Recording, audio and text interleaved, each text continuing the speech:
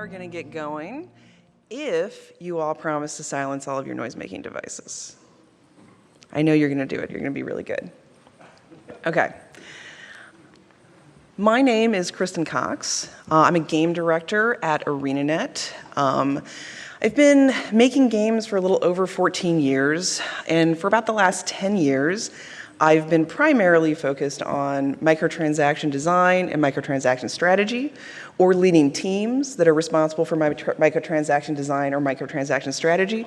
Most recently for Guild Wars 2, but my career has mostly been large-scale MMOs. So a lot of the examples I'm going to give here are going to be from large-scale MMOs, but a lot of the stuff I'm talking about should be fairly universal, hopefully. So today we're going to talk about microtransaction design. I'm actually going to do you one better. We're going to talk about good microtransaction design. You're all going to get your money's worth, which is going to be nice. So, you know, it's important to ask, what do I mean by good? Because that could mean a lot of things, especially when we talk about design. In this case, I'm talking about designs for systems and items that please players, that inspire players to engage with them repeatedly, and that increase the quality of your game as a whole. So that's what we mean by good design, and in fact, that's a pretty broad definition for good design that could be applied to basically any type of design, and that's because microtransaction design is game design. It's a specialized part of it, but it's not really all that segregated. But it is a specialized part of game design, and it comes with a couple of special considerations. Some are really simple perception shifts, and some are really highly unintuitive. So the bulk of this talk is going to be me walking through some of those considerations, those special considerations that I feel are the most important when it comes to doing good microtransaction design. And it's going to be organized around these big ideas loosely. So let's dive right in because there's a lot of stuff. There's like 95 slides. Okay, understanding value, the most fundamental. So one of the most basic questions that we ask in design is why? Why does this system exist? Why does this player want to go into this cave? All the way up to why are we even making this game? Good design comes from having good answers for why. Answers that focus on players' needs and what they want, rather than the designer's needs. When design decisions are motivated by solving developer problems, like we need this game to be longer so we don't get dinged in the reviews, we inevitably end up with weak design and weak player engagement. This is why when we ask the question, why are we making this microtransaction, it's really, really important that the answer never be because we need to make money. Okay, but yes, you're saying we do need to make money. Actually, that's important to us. Of course it is. Game developers have lots of needs. Money is actually usually kind of a fundamental baseline need for you or your company or anyone else that's trying to sell something. That makes sense. But we're talking about design, and we're talking about you acting as a designer in this scenario. And so if you want to do great design, you're going to have to set aside your needs, and you're going to have to set aside your company's needs, and you're going to have to focus on your players' needs. I'm not saying this as some kind of like anti-capitalism, let's make art, not money. That's not what this is about. Your microtransaction items are going to be more successful if you focus on player benefit more than your need for cash, because the first rule of selling anything, the first rule of commerce, is that people only buy things that have value to them. Basically, oh, we went one too far.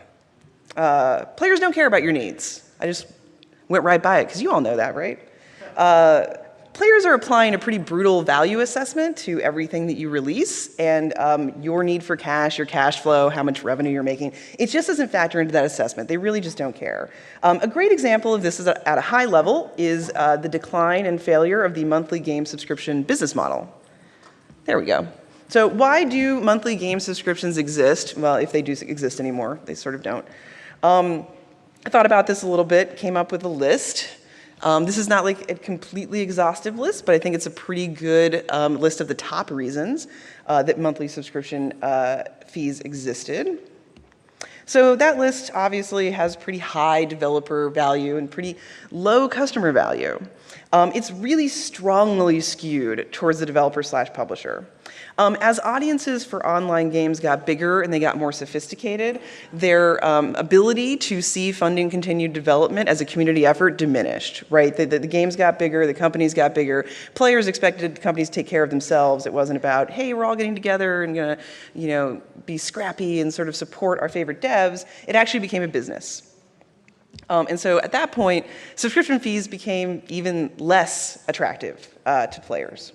Of course, I'm not suggesting that this is the only reason that the industry made the shift from subscription fees to free-to-play when we're talking about, big PC MMOs, but it's more complex than that. But from a design perspective, if we're just thinking about design, subscription fees come from a place of really weak customer value, and that contributed to them underperforming pretty significantly in the face of newer models.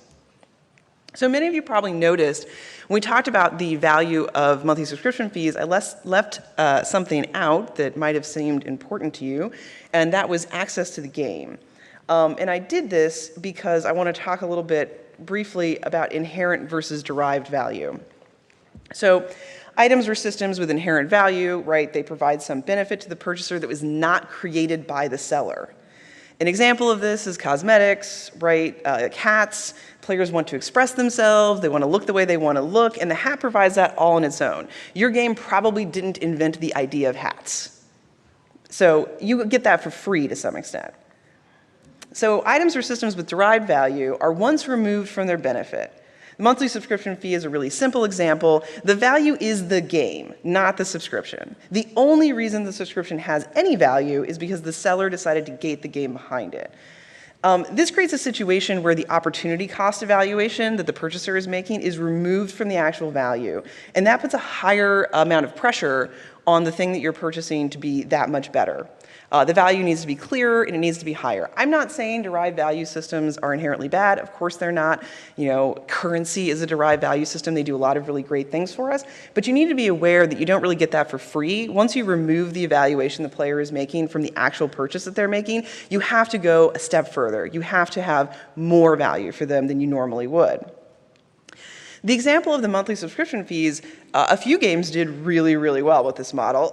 In hindsight, a very small number, but some of them did really well. Because the value of those games became such an overwhelming value proposition for the players that they were willing to basically do whatever it took to get access to the game. And a lot of that came down to cultural zeitgeist and social pressures and things like that, and also the quality of the game, which is really high. Now, I assume that every game that released under this model kind of assumed that, yeah, our game is so great that people will definitely jump through the subscription hoop to get to it. What's kind of ironic about that is they were probably right, just not about the subscription hoop, but they were probably right about the value of their game. Because when we actually did make the transition in MMORPGs from monthly subscription fees to free-to-play, a lot of games actually operated under both models. And pretty much all MMORPGs that even had a little bit of success had a much higher average revenue per paying user a month than $15, like double, triple that.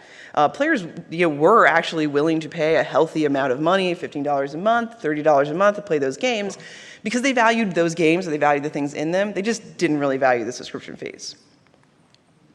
In general, players actually make two really distinctive value evaluations.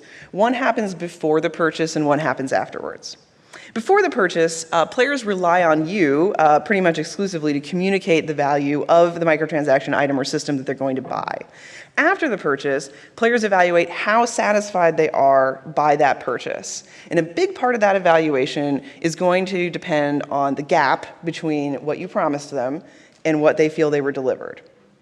And you really need to get this right, because microtransactions absolutely 100% depend on the second evaluation. The first one's important, kind of, you have a funnel you have to work on, but the second one is really key. They are microtransactions. We have to have repeat purchasing. So you really have to get that one right. And you can really hurt yourself a lot if you don't control the first one. There's a couple of ways this usually happens. One is implied value by marketing, right? So attempting to manufacture a usually vague kind of value from marketing, like, oh, this item is sort of associated with this good thing, and if I buy this item, then I'm going to get more of that good thing. This is a really common tactic to sort of juice up your first evaluation.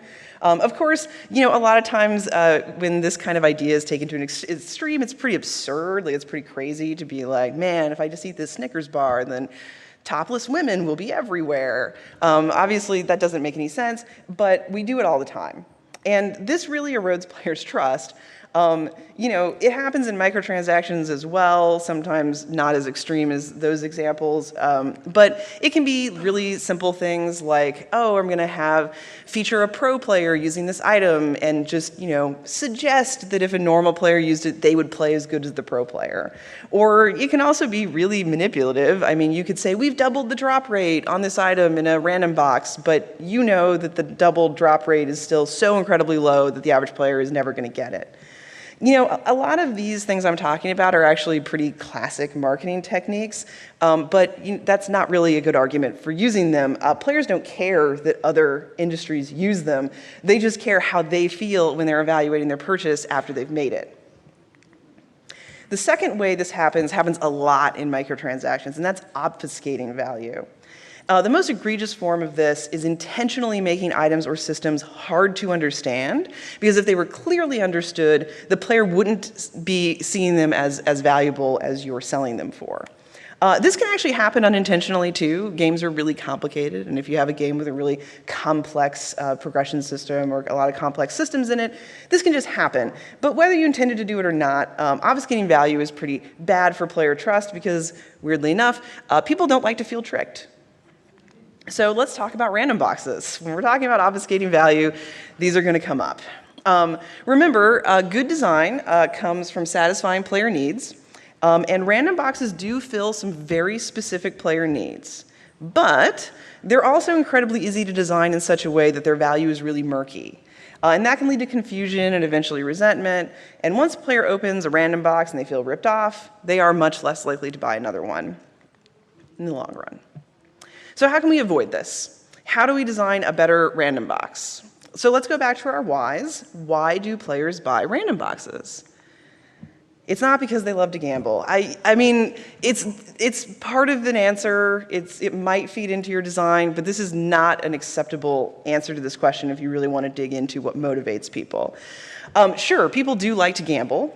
But they still don't buy things that don't have real value for them.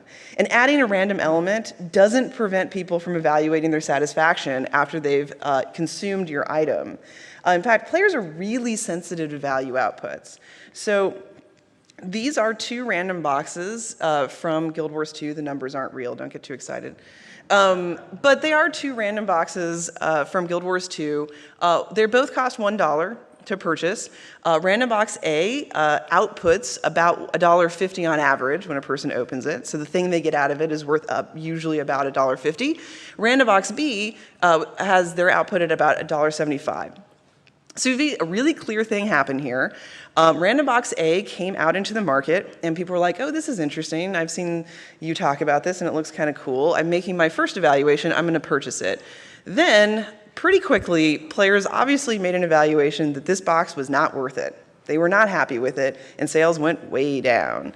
Conversely, apparently, for this type of thing, $1.75 was the sweet spot, because when we released the second box, not only did it sell really well right away, and we already in that first week saw a lot of repeat purchasing, but then we got a word of mouth effect where we had even new purchasers in the second week, and they became repeat purchasers as well, and it did significantly better.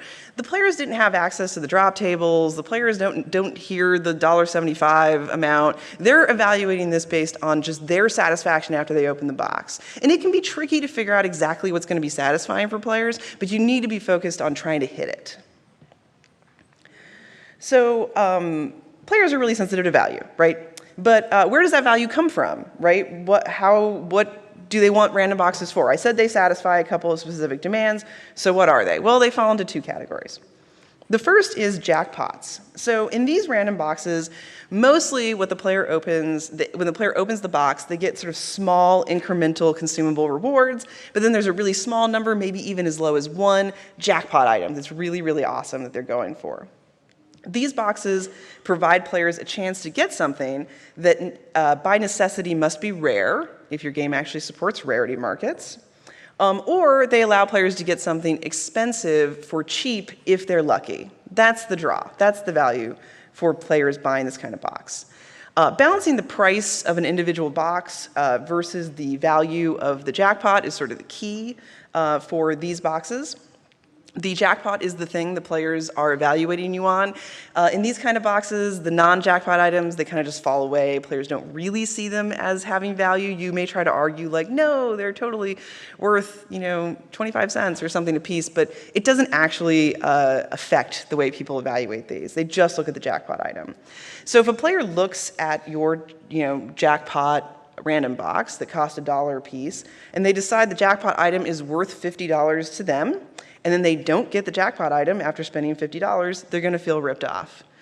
And they're not going to want to hear about, rarity rates across, the entire population. They're not going to want to hear about, but on average, you would have gotten it at that rate. They only really care about their own experience. And so trying to hone in on figuring out how players are going to value that jackpot is sort of key to pricing these so that you get that great second week repeat purchasing. The second type is grab bags. These are random boxes where all of the items in the random box are pretty similar in value. They actually usually come out at a fairly even rate. Grab bags allow players to get something for a cheaper price when they don't have a strong preference for exactly what they want to get. So if players are like, I just want customization options. I just want to have more things in my wardrobe, but I'm not really willing to pay a premium for a specific thing, then they can open a grab bag and just get something random, and they're pretty happy.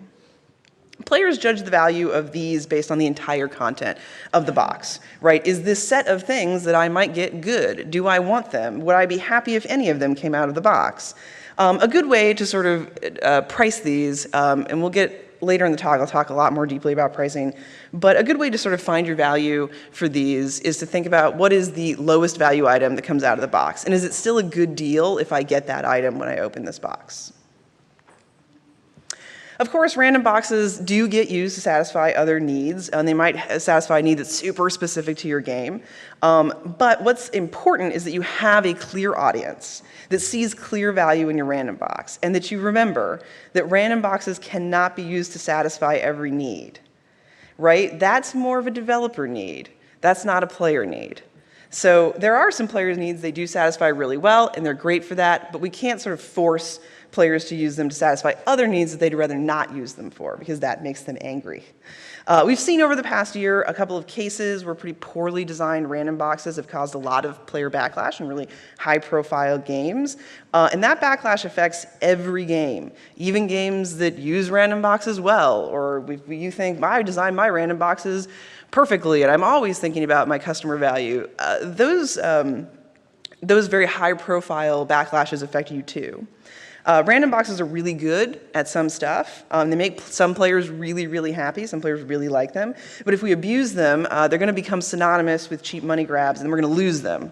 They really could just go away completely. We could lose them out of our toolbox. It really wouldn't be that hard. We've definitely seen a similar kind of thing happen with other tactics and other options for game design in the past. So it's not out of the realm of possibility. But avoiding that really comes down, like I said, to understanding what your players want and what they value, and player motivation. So that's a good segue. So we're not thinking about money right now. We're just thinking about great design. We're thinking about value. But hey, how do you know what your players value, right? Why do people want things? We could zoom all the way back out and just talk about why people do things at all. And lucky for us, there's been a ton of research into why people do things, human motivation. And since we're talking about video games, we don't have to worry about basic motivations like food and shelter, because most people don't use video games to satisfy those needs, thank God. And we can just focus on models that deal with more high-level human motivations. And I actually like this. It's actually sort of helpful for me to remember that when we sell things in video games, we sell microtransactions, we're not selling anything that anyone truly needs. So when people decide to buy things that we make, they're making a really free evaluation that's pure, and they're deciding just based on how good is this item and how happy does it make me. I kind of think that's great. So there's a bunch of models for high-level human motivation, but we're going to use self-determination theory because this is GDC. And I figure a lot of you are familiar with it. I also like it, right? It's pretty great because it's all about these high-level motivations, and it really cares about the kinds of things that drive people to put a lot of time and effort into stuff that might not seem like it has any sort of obvious extrinsic value to them. And its focus on that kind of intrinsic motivation makes it really, really suited for doing design work around like rewards, progression, and monetization, which is great. For anybody that doesn't know, just really, really quick, STD tells us that many high-level human behaviors are driven by intrinsic motivators and not extrinsic rewards and punishments. Further, intrinsic motivators exist to satisfy mostly 3 high-band human needs: the need for autonomy, the need for mastery, and the need for relatedness. So when we look at microtransactions, we can break a lot of them down into these 3 categories. So here's a list of some examples of the kinds of things that satisfy the mastery need, the autonomy need, the relatedness need. So that's actually pretty simple, right? If your microtransaction just satisfies one of these needs, then you're doing great, and it's going to have value, and people are going to buy it. Cool, but what needs are best suited to be met by microtransactions? And should you try to meet all of them with your microtransactions, or should you only try to meet some of them? Should you try to meet, the same ones that your game is meeting with other means? All of this stuff is somewhat dependent on the exact game that you're making, but let's go through some sort of core guidelines. Aligning your motivations with your core gameplay can give you a lot of great synergy. For example, collectible card games all by themselves offer a lot of autonomy satisfaction, right? The more cards you get, the more options you have in battle, and that makes you feel like you're more free and you have more choices. You could sell card packs. That also increases the autonomy satisfaction. This is the classic model that Magic the Gathering uses. Both their core loop of collecting cards and their business model revolves around satisfying an autonomy motivation. But complementing your core gameplay need satisfaction can also be successful. When collectible card games moved more into the digital realm, we see more of them try to also satisfy the relatedness need by offering like avatars and custom borders and things like that. And that usually gets filled entirely by microtransactions because the core of the game just doesn't really offer much of that. It offers a little bit, but not much. You need to watch out for some cultural biases here. There's some pitfalls. If your core gameplay mechanic is aimed at satisfying the mastery need, and a lot of them are, because games tend to focus pretty heavily on the mastery need, and your intended audience is largely Western, you may want to avoid selling items that satisfy the mastery need as well, because traditionally, Western cultures are uncomfortable with the idea of money being exchanged to gain mastery, especially in context where mastery is seen as earned. We really value effort. And when you start to create a situation in which we say effort equals this signifier of mastery, if you sell that as well, you're going to trigger some very deep-seated cultural resentment. Basically, you're going to make it feel unfair. So an example, a real-world example, is if you had a fighting game and as players won matches, their fighters leveled up and they had a number associated with them and they became more powerful the more matches they won, and then you sold a way to increase that number as well, most Western audiences would think that was pretty unfair because you already set up a situation in which that number is a signifier of ability. And it's a signifier of effort, it's a signifier of wins.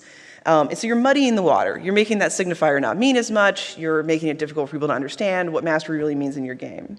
You could maybe argue that that microtransaction that I just described is actually providing an autonomy satisfaction because you're trading time for money, and traditionally we think time for money trades are autonomy satisfaction meters. But if that's true, you need to make that clear. The example I just gave, as I said, very muddy. Like, I don't understand what this number means anymore. I don't really understand where my mastery level is at. So if you want to trade time for money, go for it. But make sure you make it really clear to the player that you're not replacing mastery. There are examples of selling mastery satisfaction really well in a way that doesn't feel inherently unfair. I'd give you one. The MMO RPG Blade and Soul, which is made by NCSoft. has a system of weapon upgrades that requires the player to acquire a whole lot of a specific resource in order to upgrade their weapon. They can go out and get that resource in the game, or they can buy it. You just purchase it from their store. But once they have all the resource, the weapon does not actually get upgraded unless they beat a boss monster with the weapon. So yeah, you can speed up the process of gathering your resource, but the thing that you're sort of signifying in the player's mind, the thing that makes the weapon get upgraded, is beating that boss monster. And that fulfills a very satisfying intrinsic mastery need as well. You also want to understand what needs your game's reward systems are going to be aiming to satisfy, as attempting to satisfy the exact same needs with rewards and microtransactions can lead to the two systems fighting with each other. We suffer from this problem pretty significantly on Guild Wars 2. So because in Guild Wars 2, there's no stat increases on gear at the end game, rewards for high-level content are mostly cosmetic. We also sell a lot of cosmetics for microtransactions. This creates a situation where our most dedicated players are motivated to complete the high-level content by the cosmetic rewards. They are intrinsically not motivated to purchase microtransactions for cosmetic microtransactions, and vice versa. They're fundamentally just sort of fighting with each other. We've alleviated this a little bit over time by sort of carving off types of cosmetics for rewards only and types of cosmetics for microtransactions only, but it's really not ideal. And it makes things particularly difficult for the next section, which is pricing, because it is confusing for players when something is worth effort, but it's also worth dollars. So we've been talking about designing microtransactions and just thinking about value in this really abstract way. And now we're going to take it into a very concrete world, and we're going to talk about putting real currency values on your microtransactions. In this section, you're going to see a lot of these graphs. This is a type of demand curve, but it's probably not what you're used to seeing just from like a microeconomics textbook. There's no supply curve because we don't need it and we don't care about it. I get into exactly why, but it's not important to us right now. So the blue line is going to be demand. That's just how many people or how many units would you sell at the price, which is down at the bottom. I've added the white line, which is revenue, just make it a lot easier to see where how those different prices affect your overall output for selling the item. So just traditionally in economics, you wouldn't really see revenue graphed that way, but we're going to do it here just to make it really easy for you guys to grok quickly where the highest revenue generating price is on each graph. Microeconomics basically tells us that pricing is really, really easy. You just got to plot this demand curve against a bunch of possible prices, and then, cool, we make our little white line, we see where the peak is, that's it, you've got a price. So simple. Unfortunately, forecasting demand to this resolution is really, really hard, especially if you don't have really specific historical data. And pricing can be unintuitive because you don't always know actually what demand curve you are plotting. As an example, virtual currency bundles. So virtual currency bundles, in case you don't know, are hard currency.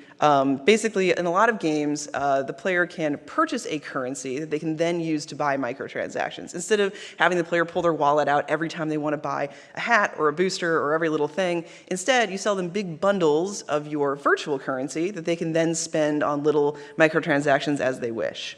A lot of games use this system. And virtual currency bundles seem like they should have the most traditional demand curve in the world. There's such a pure demand for them because they are themselves just an abstracted currency. So the higher the price, the less people are going to be willing to buy it. The lower the price, the more people are going to be willing to buy it. This seems really obvious, and I actually see most games just operate on this principle automatically, just assuming this is absolutely true. Actually, though, virtual currency bundle demand curves look like this. So they're really different than that traditional demand curve. They're highly inelastic, actually, which it seems like they shouldn't be. That's very odd. So let's dig into why, and I'll talk a little bit about this graph specifically to illustrate this. This graph is based on this set of data, which is obfuscated, but it comes from a game that I worked on in which we ran a little experiment on our virtual currency bundle offerings. So we just looked at first-time purchasers, so we didn't sort of muddy the data with people coming in a second time. But basically, on week 1, we offered all of these different virtual currency bundle offers from $1 to $100. Then on week 2, we took away the $1 offer, and on week 3, we took away the $5 offer. And I know this is a lot to digest quickly, but what this graph is telling us is that about 70% of first-time purchasers always purchase the cheapest bundle available. But when the cheapest bundle available is set to a higher price, it doesn't significantly change their behavior.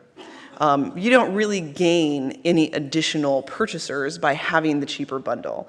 People are just going to buy whichever one is the cheapest that they come across. And that seems really weird. And you might be like, wow, you just had some really weird game that had this crazy thing happen. But no, it seems like this is pretty much true across the board. It was true for every game I've ever worked on, for sure. But also, back in 2012, Emily Greer from Congregate, which is so it used to be solely web-based game portal. They've branched out to a couple of other platforms. They have lots of games on their platform. She presented a bunch of data for 150 of their games, which showed that, yeah, this is the virtual currency demand curve for pretty much everything. So why? That doesn't really make any sense. Well, the thing is that it's not the virtual currency demand curve. It's the 5th step in the funnel demand curve.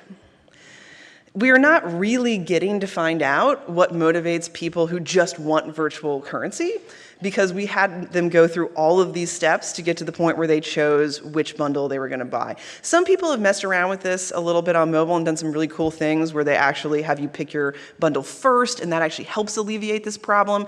But the funnel still ends up churning out a lot of potential purchasers, and it mostly churns out the people who are interested in only buying the cheapest option. So by the time they actually get to the point where they're making the purchase, you've already lost most of the people that you could sell a $1 bundle to. That's actually unfortunate. I wish it wasn't true. We should all be working on making this funnel better, and it is getting better over time, but it is true. And if you're actually going to make decisions based on a demand curve, you better know that you're making a decision based on this demand curve and not this demand curve. And that can be a little bit tricky if you just look at the surface level. So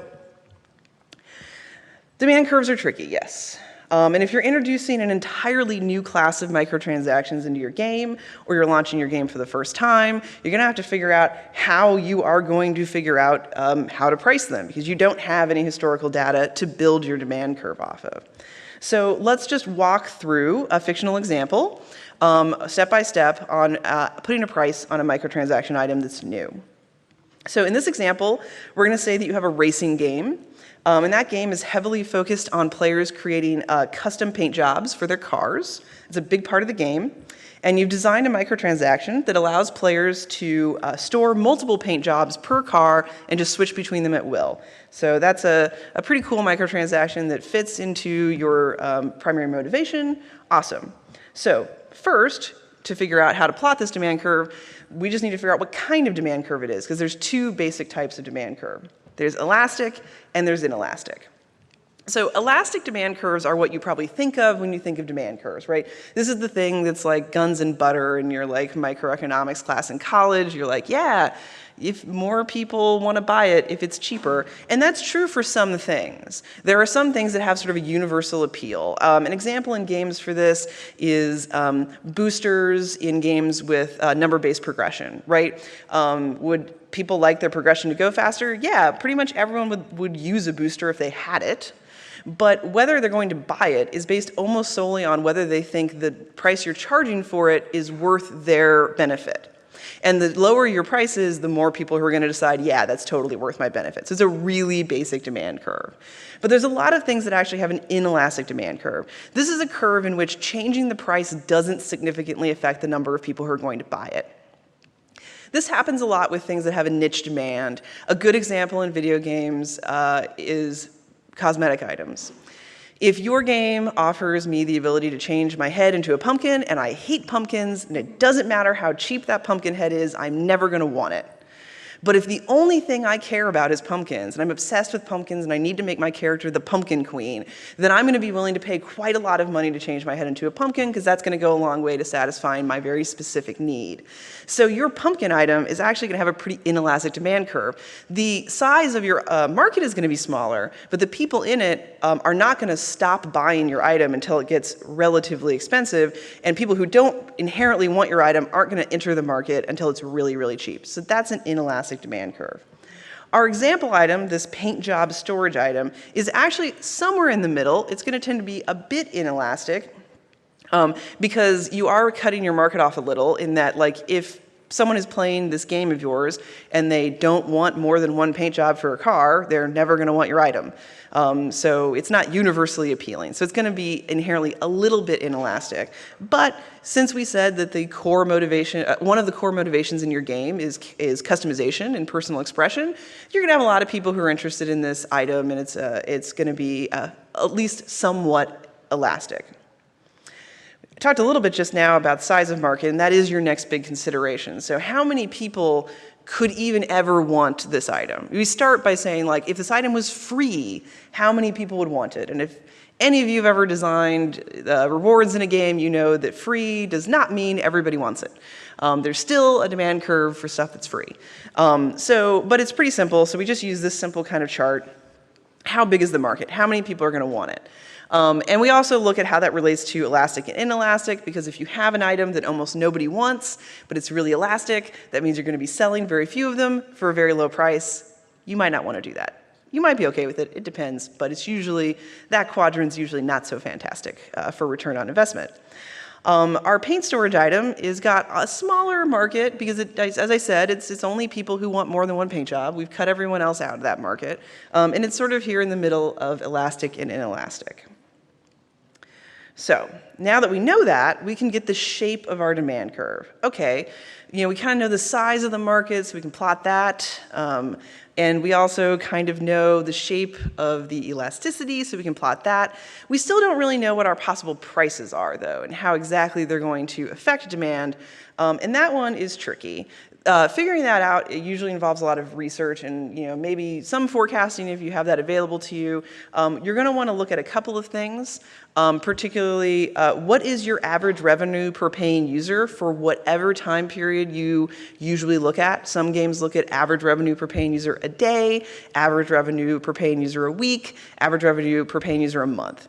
You want to use that as a baseline because if you're like, in general, we expect people to spend about $10 a week on our game, and you introduce an item that costs $15, you are asking players to pay more than you expect them on average to pay in a week for one item. And you got to have an idea of how that's going to affect your overall market. So you can look at some projections for that. You can also look at some comparable titles, look what other people are doing in the space. There's enough free-to-play stuff that you're probably not making something that can't fall into some category. You want to do this anyway because your players play other games, and if you try to say hats in our game cost $100 a piece, you better have a really good reason for that because that is not the baseline people are used to paying. So using those two things, just looking at what your projections are for the game, what the market is, we can at least get a good idea. It's not going to be perfect, it's not going to be exact, but we can plot some possible prices and actually do this revenue graph. And there, we've got it. We've now plotted what our revenue is, and we've got our peak, our revenue optimized price. You've done it, now you've figured out your price. Or maybe not. Because I have one more question. Should you charge the revenue optimized price? This is not a question that I think gets asked enough in monetization design. This chart you're looking at, I'm going to dive into a little bit here. It's a little bit more of a complex economics concept, but bear with me. So microtransactions all exist as monopolies. They all operate as monopolies. If I don't like the price of the boosters for your game, I cannot go to another game and buy the boosters there. That's not available to me. So we're all operating in monopolies. Monopolies push commodities to be more inelastic. If we're actually being totally honest, all microtransactions are inelastic. We would never consider anything we sell to truly be elastic in an economic sense, in like a pure economic sense, economic theory. because we operate in a monopoly, so everything is inherently somewhat inelastic. Without competition, purchasers are more likely to continue buying something even when the price goes up, but that doesn't mean that they are happy to pay that price. The concept of socially optimal price comes from what's known as a necessary monopoly, which games are not, but I think it bears understanding. Necessary monopolies are monopolies that exist because competition is too inefficient for the market to bear. But the thing they're producing is really important and we need it. So a really good example of this is the pharmaceuticals industry. So we actually don't have enough high-end biology researchers and medical researchers to fund 12 or 15 different pharmaceutical companies researching the same drug. It doesn't exist. It's too inefficient and the market can't support it. But we need life-saving drugs, and so we have a necessary monopoly, and we allow that to happen. This chart is actually from policy making around pharmaceuticals. And basically what we've got is if you produce a life-saving drug and you plotted the revenue optimized price for that drug, it is going to be very high because it is life-saving. And if people need it to live, they're going to be willing to pay whatever they can, which is going to be high. Now, a lot of people won't be able to afford it, and so they'll die. And that is going to incur a social cost. And so when we see the socially optimal price, that's the price where we sell this life-saving drug for just enough money to cover the cost of creating the drug. That's the best for society because the least number of people die. I'm using the pharmaceutical example because calculating social cost is really, really complicated. And unfortunately, one of the easiest ways to understand it is when we calculate death as the cost. That's actually it's a little more binary and cut and dry. There are other industries that this affects, like telecommunications and utilities providers, that is not so dire, but it's really complicated to actually calculate social cost. Here it's a little bit easier to understand if we just say, yeah, this is the point where the least people die. I'm not going to talk about the fair return price because I don't want this talk to get political. You can look into it. But in video games, we're not talking about a social cost that's death, thank goodness, but that doesn't mean social cost doesn't exist in your game. One of the biggest things that you need to think about when you are pricing something is, can you calculate your social cost? You should be asking this question. You should be thinking about it. Even if you decide that you don't care about your social cost, you should at least be considering it. It's not as obvious and severe, this social cost, as it would be with life-saving drugs and all of that. But sometimes players will pay the revenue-optimized price, but they will feel taken advantage of every time they pay it. It's really easy to say that if someone bought something, they must have thought that it was worth the price they paid, but in a monopoly, that's just not true. And charging prices that players perceive as too high can cause a perception problem, and it can cause community backlash, and it can build up over time. If you take one thing away from this talk, it is that your games are not free markets, and if you are doing economic evaluation of your games and you use free market economics to do it, you're lying to yourself. You're not getting accurate information. You need to be using monopoly economics because that's the actual market that you exist in. One example that I see of this in games a lot is very high prices for things like name changes and server transfers. It is true that those are incredibly inelastic, and people will pay a really high price for them because when they need them, they really need them. But they have a tendency to create a situation where the player feels taken advantage of, like their account or their player is being held hostage because they really feel like they need these things. It's not a mistake that when players are most likely to purchase a server transfer is also correlated with when they are most likely to leave your game forever, because it's a really high pressure situation. So social costs can also, that's a pretty specific example, but social costs can kind of creep in to your entire microtransaction catalog because players have different purchasing power. You got to understand that players have spending limits. At some point, no matter how high their demand is, they're going to run out of disposable income. So if the only thing you think of is how enticing is this item, how much do people want this item, you're going to end up cutting a lot of people off. Because when you price something at the revenue optimizing price, you are cutting some people off. That's sort of inevitable, especially like in free-to-play titles. Somebody's going to be on the other side of that line where they can't really afford the thing that you're buying, that you're selling. But you have to also account for the fact that when you price potential customers out of an item, that incurs a social cost.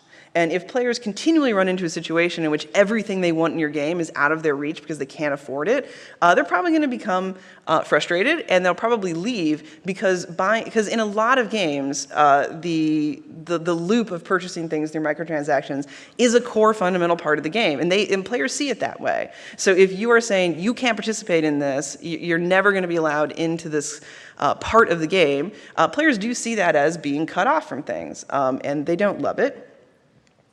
Further, if you attempt to squeeze players right to their purchasing limit over and over and over again, they're eventually going to feel taken advantage of. You'll basically optimize revenue on a series of individual items, but you'll end up cutting your potential revenue pool significantly, right? You'll just leave off a big group of them, and you'll probably burn some of your players out. Spending burnout's very real. It has a very intense negative emotional effect, and it also leads to a lot of people leaving games and turning out permanently. And this is kind of silly, right? Because microtransactions have such a low continued production cost, which we don't even have to think of supply. I don't even have to put it on charts because it's so negligible to what we do. We have incredible control over pacing and variety of items offered and pricing that no one in physical goods can ever have. So we can actually optimize for this. We can care about social cost too and actually balance against that and hopefully have longer engagement with our players and more potential customers with a wider spending pool. When we launched Guild Wars 2, we thought about this a lot. We were creating a premium game. When we launched Guild Wars 2, it cost $60 to get the game, to get in the door. But we knew and we'd planned from the beginning that we were going to support the game through microtransactions. We had a live business that we were preparing and we had plans for right from the beginning. But then again, like I said, $60 to get in the door. Everyone who was coming into the game had just paid us $60. And we were creating our first catalog, the very first thing we showed players in our cash shop. We were constantly asking, how will this store look to someone who just paid us $60? They just got in on $60. We needed to be aware how these items' values were going to be compared to that initial $60 cost. Even if maybe in a vacuum we would have done some things differently, we had to be aware of this sort of community and social situation in the game. So we wanted the game to feel accessible and sustainable to those players, even though they just paid a premium price. And we are essentially saying you're signing up for a game in which there's going to be a live business. That's the way that we're going to support it. So this is going to be a part of that business and a part of your gaming experience. So we focused on having a lot of sort of high-value permanent unlocks to set a standard of high value and high quality, because that we felt paired better with the fact that they just paid $60 to us, and they were interested in a premium experience, and they were interested in things that were going to last the lifetime of their account. But we also put a big variety of low-cost consumables into the game because we wanted to make sure players were primed for the fact that there was going to be a lot of accessibility to the cash shop and there was going to be a lot of options for all of our players. And we also have a dual currency system that's freely tradable, so players can actually trade our virtual currency for the in-game currency at a floating rate that's determined by demand. So for us, also very important to say, hey, even if you're not going to be buying our virtual currency, you can be trading your gold in for that virtual currency and still use this system. There's going to be something cheap enough to make that realistic for you. Okay, so just a few more things about pricing before we move on. The price you set for your items needs to reflect the value. We sort of talked a lot about that, about what value is and how to determine it. But it also, the price you set has a large impact on the player's perception of an item's value. And first impressions are really important. Human beings have this thing with numbers. They're sort of special in our brains. When we attach a number to something, it's really hard to dislodge. It's harder than an image. It's harder than a sound. I guess it's not as hard as smell for some weird reason. That's like the most difficult one. But numbers are really sticky. And once we associate them with something, it's really hard to change it. So once you put an item out there with a price, you're kind of stuck with the perception of that price, even if you change it later. I think this probably goes without saying, but you should never raise prices on items. That's obviously not going to go over really well. Discounts go over better than raising prices, of course, but it's very hard to permanently change that association. So even if you eventually lower the price of an item, it's never going to have the effect that it would have if you launched with that price. You're still going to be sort of fighting against that initial perception. For similar reasons, frequent price fluctuations are not great. I even mean running frequent sales events can be significantly detrimental to the way players interact with your store. It erodes players' confidence when they're purchasing. So if prices are constantly changing, you're introducing a new question the player has to answer, which is this the right moment for me to buy this? Should I wait an hour? Should I wait a day? Should I wait a week? I don't know, because the price is always changing. And that's an additional question you don't really want them to have, right? You want them to be the easiest possible decision they make to make that purchase. The last thing we're going to talk about with pricing is indirect pricing. Mostly just talked about putting prices on items, but there's also a very common practice in microtransaction design to do indirect pricing. So we're going to go back to talking about random boxes. I talked a little bit earlier about them. We talked about jackpots and we talked about grab bags. They both are also indirect purchasing systems, but they do it a little bit differently.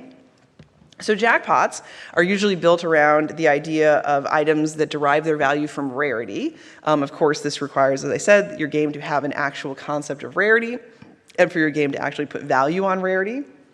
But let's assume that it does. And you have jackpots. But if it doesn't, you're probably not going to do super great with jackpot items.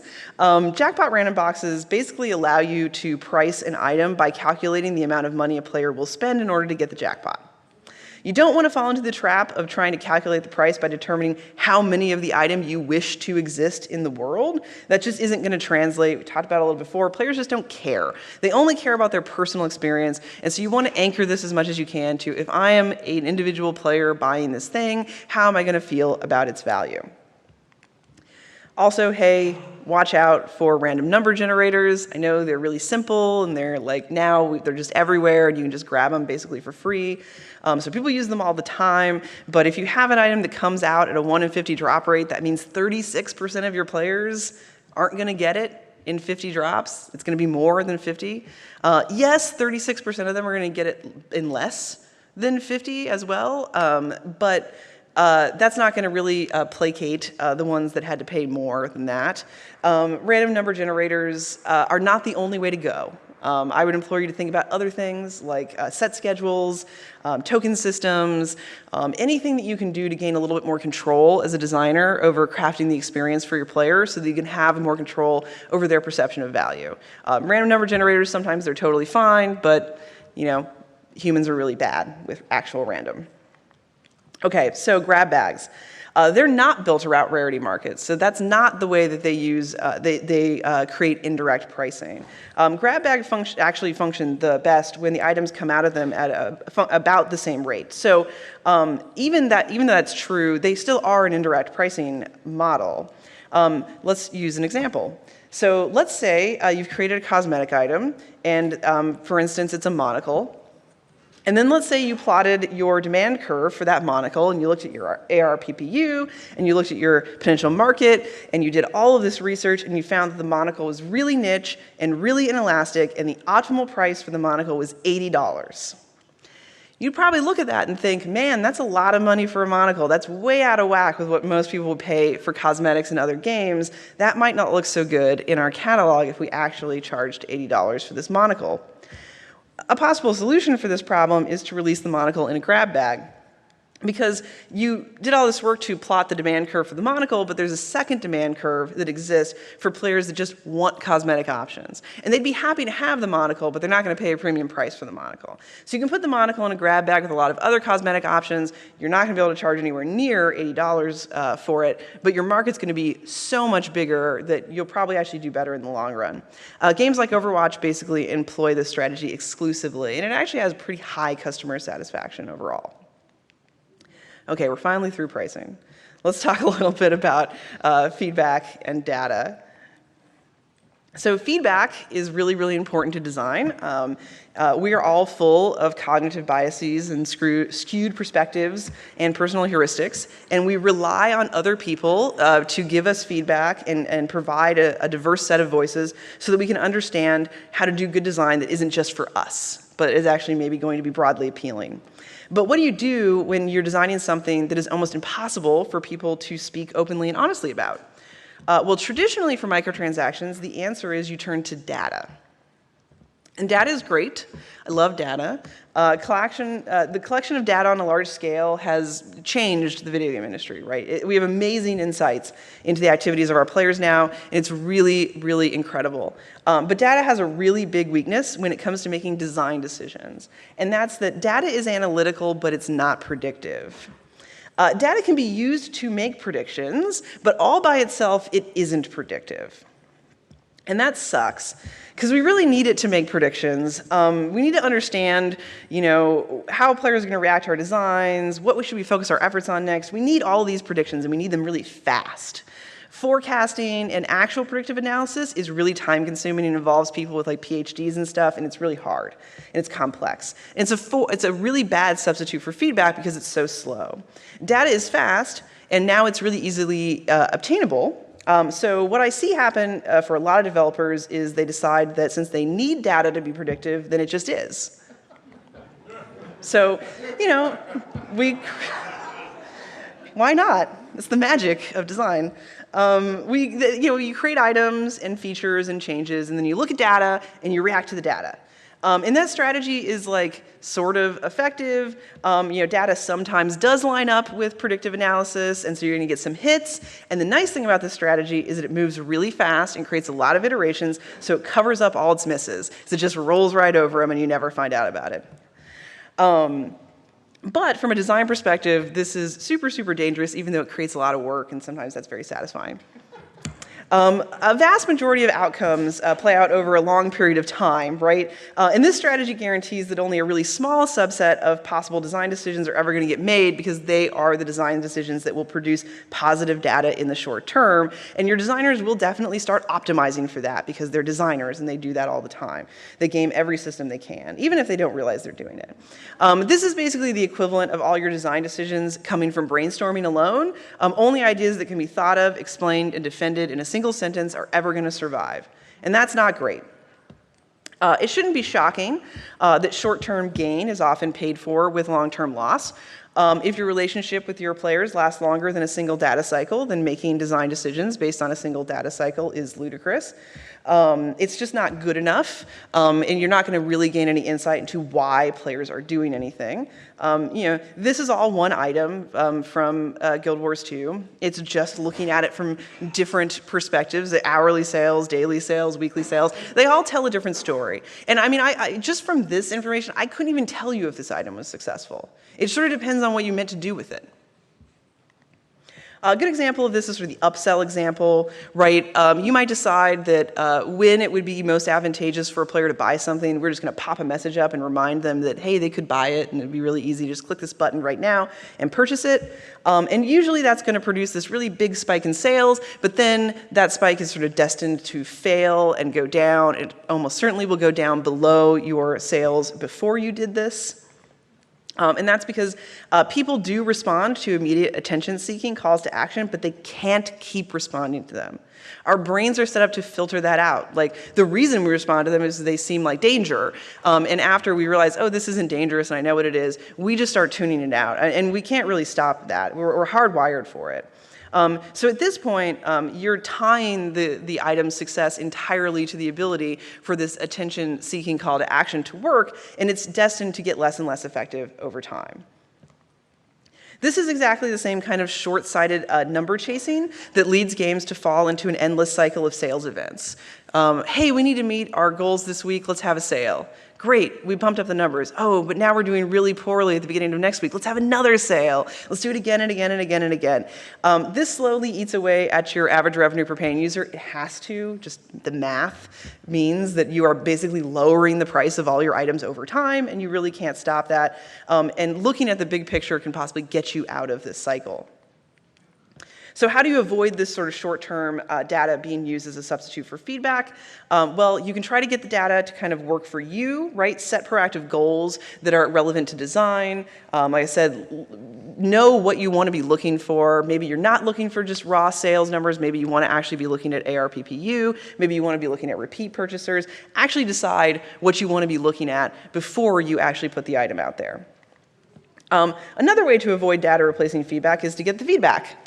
I said earlier that people aren't really capable of talking about microtransactions honestly, and that's pretty true. It's a really difficult conversation to discuss because basically it's a highly emotional conversation because it involves money. And that makes sense, actually, because game designers are super scary. Game designers spend a lot of time learning how to manipulate human nature and encourage specific behavior. So we actually have a really high capacity for doing evil, and when you add money to the mix, like the stakes are really high, and it gets kind of frightening. And in fact, like if unchecked, it can be easy to just start chasing numbers and forget, like, wait, what am I doing? Like I'm manipulating people into doing, maybe something that they'll regret or something that they won't like. And you have to actually watch out for that. You need to check yourself from time to time. Right? Are your designs pushing or manipulating people to do things they regret or that make them unhappy? Your job is to entertain people and make fun, even as a microtransaction designer, and no one needs to play your game to live. We talked about that. So if you're creating situations that make players unhappy, they're going to leave, and preventing that from happening is part of your job as a microtransaction designer. Not just selling the items, but also making sure you're not eroding the quality of your game. I know, we're out of time, basically. I'm going to try to get through this. Feel free to stay if you want. I have like maybe 10 more slides, but we are at 4:30, so I apologize. So the majority of unstructured microtransaction feedback just comes down to, I don't want to have to pay for things, and I'm pretty sympathetic to that because capitalism is inherently unfair, but engaging with that feedback isn't really going to help you do better design. So when you're soliciting feedback on microtransactions, you need to focus on the feedback on things that are relevant to design. And open-ended questions like, would you buy this, are not going to give you what you want, because they make people feel pressured to answer in a way that makes them feel virtuous or clever, because it's a performative experience to be asked that kind of question. And it doesn't really have, you're not going to get a lot of relevant information that way. Instead, you want to focus on asking questions like, how would you use this item? Or rank these items in order of value to you. Things that are more quantitative than qualitative. Or better yet, don't ask questions, just watch people use your item. That's the gold standard for feedback in all design. It's totally true for microtransactions. You can learn a lot by looking at someone's eyes as they use your item and watching the way they react. Okay. We are in the home stretch, microtransactions and design. This is just my little soapbox to end this. I strongly believe that the mechanisms by which your game generates money should be the purview of game designers. Game designers should have the same vision, control, and implementation responsibilities when it comes to microtransactions as they do with any other system in your video game. Furthermore, game designers should enthusiastically participate in the vision, control, and implementation of microtransactions because they matter a great deal to your game and they matter a great deal to your players. If your attitude around microtransactions is I don't want to have to think about that, or I personally don't like microtransactions, I'd never buy one of those, so I'm not going to do this, you're doing yourself a huge disservice and you're really doing your players a disservice. Game designers are uniquely equipped to understand what players will value and how that value should be presented in the most effective way. As microtransactions become more and more a part of all types of video games, game designers of all kinds are going to have to get comfortable designing microtransactions and being part of the discussion about microtransaction strategy. So if you're a game designer, I'm imploring you, get involved. You don't have to have a business background. You just have to do the things you do. You're uniquely equipped. Get involved. Demand that high quality standards are placed on microtransaction design. Stand up and confidently declare you are the right person to make sure that those quality bars are met, and then do it. Deliver really great design with microtransactions. Thank you very much.